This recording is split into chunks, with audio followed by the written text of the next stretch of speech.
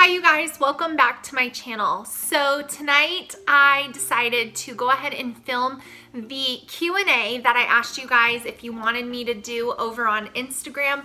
Now this Q&A is going to be only about the Good and the Beautiful curriculum, and of course, I'm sharing my thoughts and opinions on the curriculum.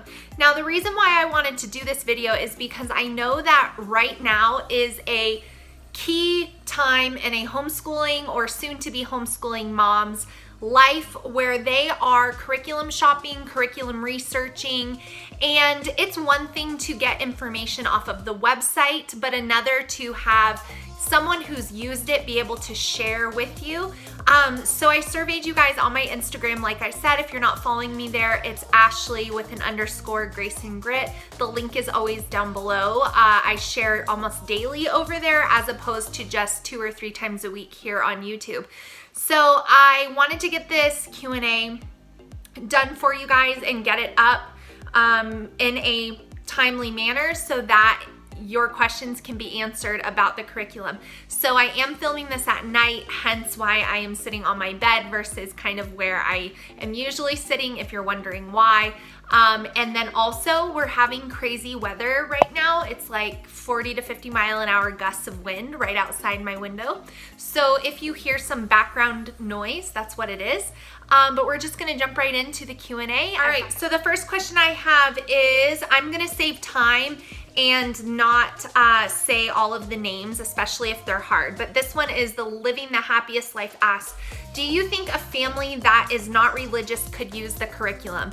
No, the curriculum references God often. Now, I think there's a difference between acknowledging that there is a God and practicing a religion. So if you are a family that acknowledges that there is a God, He created the universe, and the Bible is His true and spoken word, then you would probably be fine to use the curriculum. If you disagree with any of those things, then this probably wouldn't be the curriculum for you. Tribe of Thompson says, how independent is this curriculum? So I have found the curriculum to be pretty independent in the aspect of, once I explain to my kids what I want them to do, they're able to do it.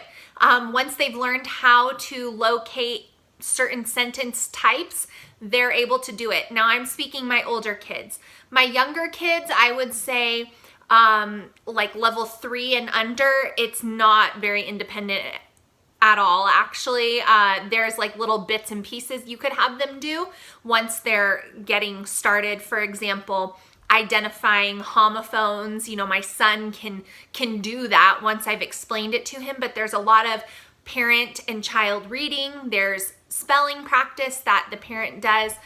So the older grades, probably level 5 and up, semi-independent. Below that, I do feel like you have to kind of facilitate. Now that doesn't mean that you couldn't like get a kid going and then go to the next kid, but you do need to participate in all of it with them.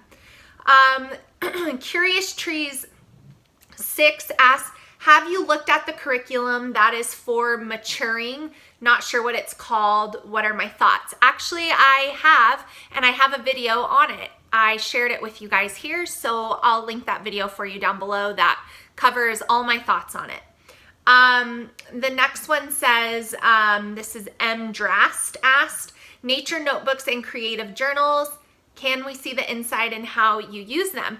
I actually filmed a video because you asked, so you guys think I may not listen to suggestions or video requests, but I actually really do.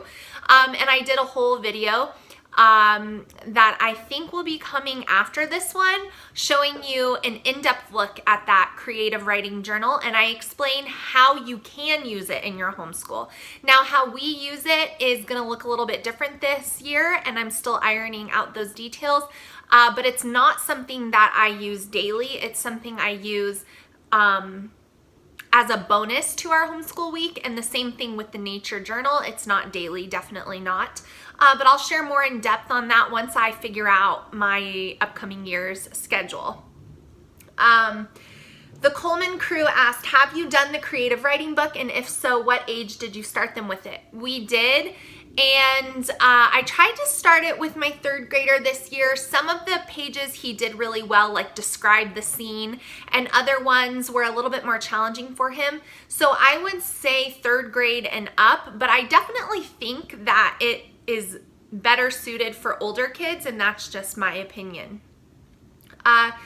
Kara, Mom Hugo asked, am I still planning on using the Good and the Beautiful next year?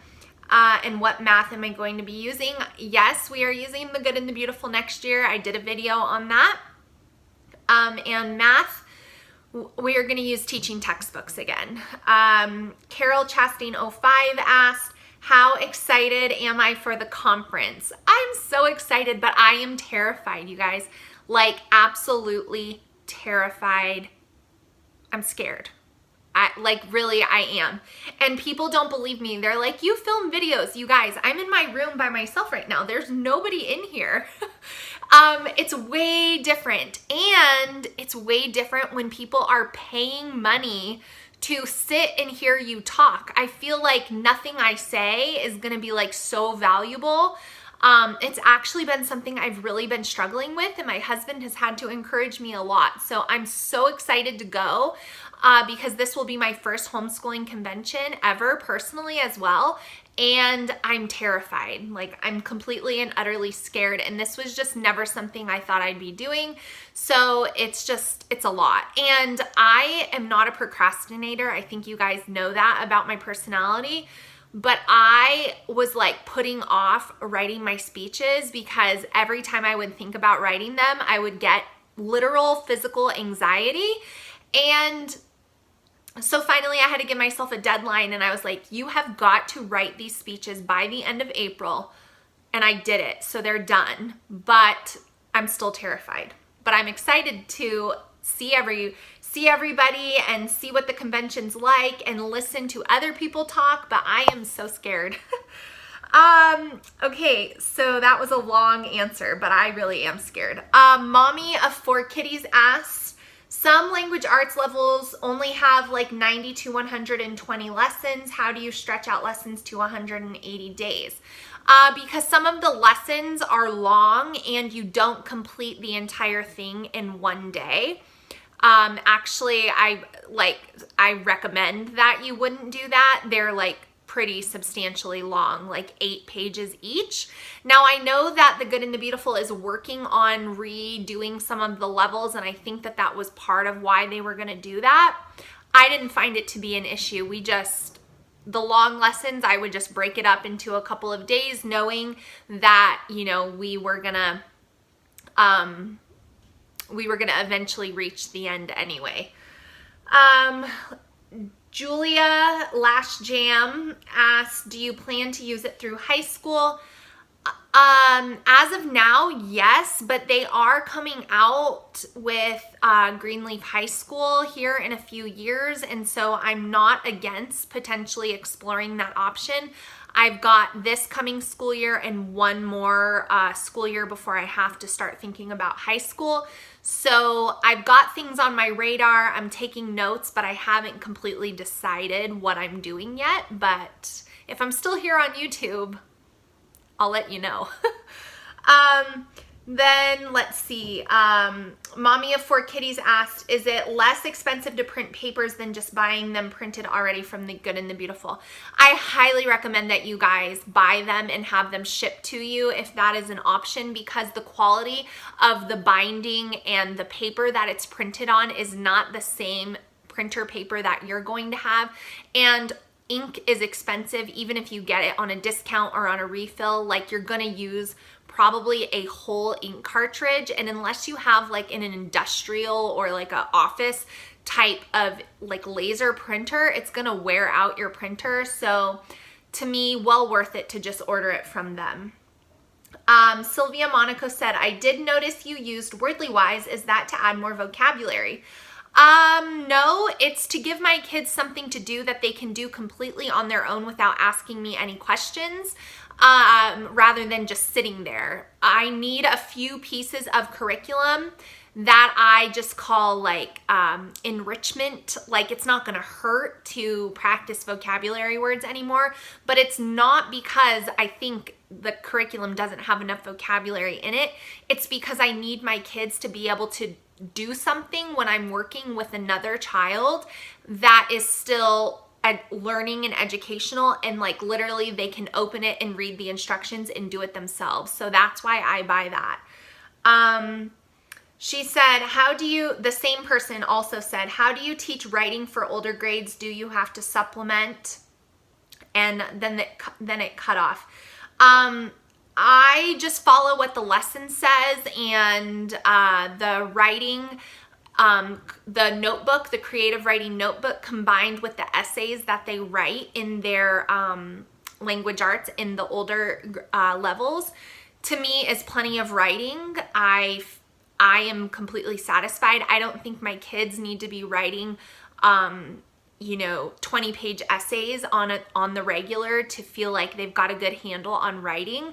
I think writing is something that develops with maturity and as their vocabulary expands. So as long as I'm teaching them the basic formats of writing paragraphs and essays and thesis statements and conclusions, which the curriculum does cover all of those things, I feel like that is completely on point for writing at the ages my kids are at. So I hope that helps. This is a name I'm not going to pronounce, but she asked, how do I know what levels I should buy for 1st and 4th grade? They have assessments on the website that you can take, and then you can also look inside the curriculum samples and kind of look at it and see like, oh, would this be way too easy for my child? Would this be way too hard? And then kind of go from there. That's what I would recommend that you do. Let's see. Living the Happiest Life says, I already did that one. Hang on. Okay, Holly Delana Smith said, have my kiddos had real progress with the typing program? Yeah, they have. They're still not like closing their eyes and just able to type away, but it's made us be diligent about typing. It's made them learn proper mechanics of their hands and where things are to be. And so yes, they have made progress. The typing program also comes with a little assessments that you can do to time them and kind of see where they're at. We didn't do that because I just didn't feel it was necessary for us. I'm not really looking for them to be able to type a certain amount of words per minute. I'm just looking for them to understand how to use a computer keyboard and how to type on it correctly. So I would say yes, they have definitely had improvement. Valerie Bohr asked if they had math for my kids' ages, would I use it? I probably would, because I love everything they create. And I'm actually kind of sad that even my youngest is beyond the levels that they have available now, but I know that they are going to be releasing lots of other levels coming out in the future. And so if it ever lines up, I would love to take a peek at it. Robin Scary asked, are the history and science units challenging for older students from the 6th to the 8th grade? Now, these kind of questions always really are hard for me to answer. And they're hard for me to answer because every mom is going to feel differently about what is challenging enough for their kids. And everybody defines challenging enough differently. I am of the mindset that I don't need my children to be like mentally exhausted from hard concepts like every single day to feel like they're getting an adequate education. So if that type of like rigor and like just that type of intensity is something you're after, then it might not be suited for you. I am much more of the approach of like, we'll work through the hard stuff, we'll learn the things we need to learn, but to be completely honest with you guys, I didn't learn history in public school. Like all of the things my kids know is already beyond the knowledge that I had until I started homeschooling. You could have asked me a million questions about the government and different war facts, and I would not have had any clue. So so the fact that my kids even know those things to me is like, yeah, that's awesome. So it's hard to say if you would find it challenging enough, because I don't really know how you define challenging.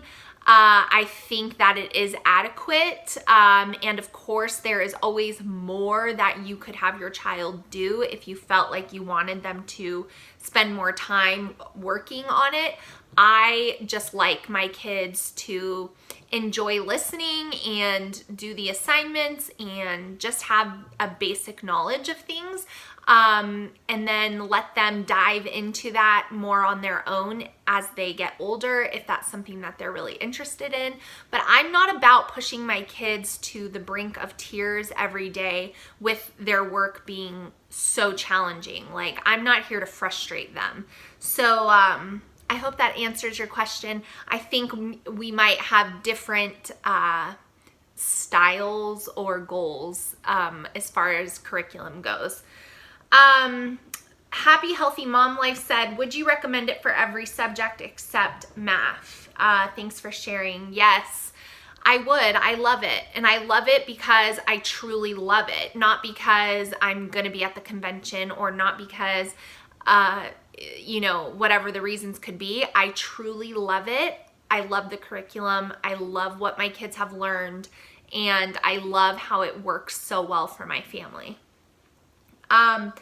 Kathy Hardy asked, what was my favorite science unit? This was such a fun question. It made me think about it. I would say my favorite science unit was the human body one, because I really just find the human body to be so interesting and fascinating. And I also think it's because I have a knowledge of the human body because of all my personal training certifications. So when we were talking about muscles and bones and things like that, I already knew it. So I was able to like give them additional information. And I just really loved it and thought that it was so well done. Laura Castanado asks, this will be my first year using the Good and the Beautiful. What's your biggest piece of advice for using it? Good choice for your first year. My biggest advice is to just take a deep breath and enjoy what you're going to be teaching your kids. Don't sweat it if you don't get to spelling every day. Don't panic if you forget to do the vocabulary words with the science wall. Like, your kids are going to learn because the curriculum is so solid. So just take a deep breath and enjoy the ride. Let's see. Okay. Rachel Jones 731 says, what supplements do you add in with my The Good and the Beautiful subjects? I add a Explode the Code for my younger ones, Wordly Wise for my older ones.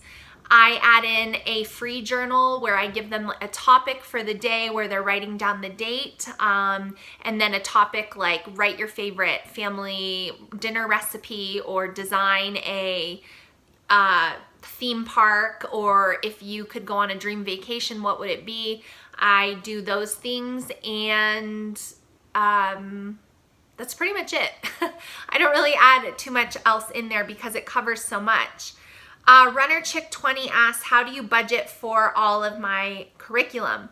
So I am transparent in the fact that I do receive some of my curriculum now without me having to pay for it. Not all of it, but some, which is a huge blessing to my family and part of why I continue to spend my time here on YouTube, because time and money go hand in hand. So if I'm spending my time doing something, I have to be compensated for how much time I'm putting into it. So when I first started YouTube, I was only doing like one video randomly every other week or whatever, and I wasn't putting a lot of time into it, so I wasn't expecting to be compensated in any way. Now this is a part-time job for me, and so I am uploading 3-4 times a week, filming, editing, thinking of content, interacting, answering comments. And so being compensated for the work that I do is, it's a blessing, but it's also motivation for me to continue to share. So I just want to be clear on that. But before, I would take a part of our tax return and I would set it aside for my curriculum, because tax time is, for us, we always file kind of early, and we have it set up to where we're getting a refund. And I know all the Dave Ramsey people are going to freak out at me, but I always want to get a refund. I don't want to cut it so close where I could owe taxes. So we always want a refund, and we've always gotten one. So we just plan on that, and that's what we did. And that's this year I had to order from christianbook.com. I had to order off of Amazon for all my readers for my kids, and I got a few more things on Christian Book as well. So I took a piece of our tax return and I just set it aside, kind of knowing how much I would need to buy my kids' curriculum. So that's how we do it. Let's see. Jen, mom of 8, asked, is the Good and the Beautiful Language Arts curriculum sectioned into lessons, or do you have so many pages per day? It is sectioned into lessons, like lesson number 101, but every lesson is different in length. There's actually hardly any lessons that are identically the same. So that's how that works. Chelsea Belsan asked, science, how much per unit, and do you add readers? Are there worksheets? Is it open and go? How much are you asking cost? I'm not sure on cost. You could go on the website. Do I add on readers? Depends on what unit we're doing, but they always have a list of the readers in the front that you could find at your library or buy them ahead of time. Are there worksheets? Yes, there are sheets that go with the science units. And is it open and go? Yeah, but you definitely want to have like the things cut out you need ahead of time, that type of stuff. So it's open and go, but you definitely want to look ahead at the lesson, and because you might not have like the vocabulary words cut out or the mini book made, but it's very minimal preparation. We're almost done, guys, so thanks for hanging in. I just wanted to make sure I answered all of the questions. Real Homeschool Chicago says, can you tell us a little bit more about the creative writing book? Watch that video, it's coming. The stuff that Jess does asked, is it possible to help 2 kids at the same time on the Good and the Beautiful? Yeah, unless you're teaching a concept, like a spelling rule. It would be really hard to be teaching this child a spelling rule and that child a spelling rule, but if you're saying, okay, I want you to read this paragraph. Okay, now, which words do you see that look the same? Then you can kind of do 2 at once, but it just kind of depends on the lesson that day. And the last question that I got is from Rach Lancy, and it says, do I think Sunlight's History Bible Literature Core would be too much with the Good and the Beautiful Language Arts, or a great combo? I think it'd be a great combo. Sunlight has a wonderful history Bible literature. It's literature based, so I'm sure it's a lot of reading. And the Good and the Beautiful Language Arts can be used on its own separately. So I think that would be a good combo. You'd definitely be doing a lot of reading, but not a big deal if you love to read and your kids love to read. So thank you guys so much for sending me all of those wonderful questions about the Good and the Beautiful. You can see why I wanted to do the Q&A, because a lot of you guys have questions. And so I hope that this video helps. If I helped you, please give me a thumbs up. If you like watching my channel, give me a thumbs up. It helps me. And make sure you're subscribed. The red button right over here. I'm getting close to 20,000, and that's just like so exciting, and I have all of you to thank. So thank you guys so much. I'll see you in my next video really, really soon. Bye, guys.